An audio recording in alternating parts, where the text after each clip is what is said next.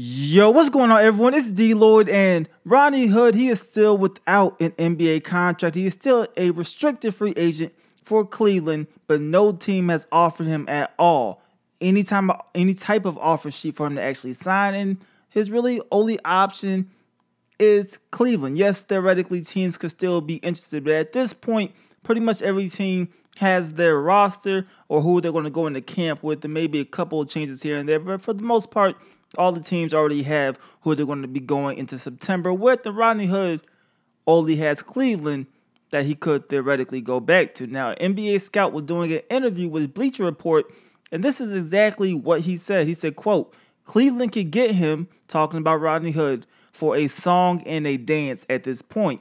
I don't think anyone else wants him, which is surprising because I really liked him in Utah, but Utah just let him fly. I was impressed at how he came back in the finals as an I'll show you game. I always liked him. He'll be good in Cleveland because Cleveland is going to be bad and they'll need a scoring. Who else are they going to go to? He'll get quality minutes on that roster. How could he not? I'm not sure how tough he is, but he can put up big scoring numbers on a bad team," end quote. So a lot of what this NBA scout says, at least in my opinion, is true statements, factual statements. Rodney Hood, when he was in Utah, a lot of people were expecting him to get a pretty decent contract, and maybe he could be the next pretty decent scorer. He was averaging just under 17 points a game for Utah.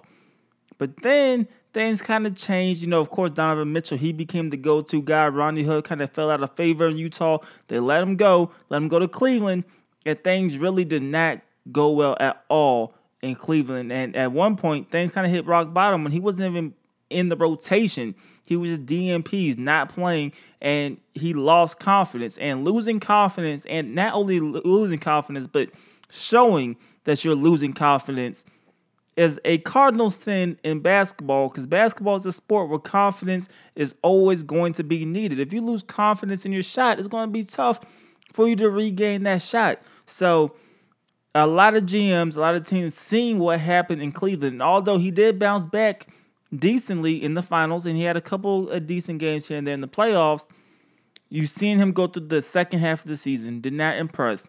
You've seen him lose confidence.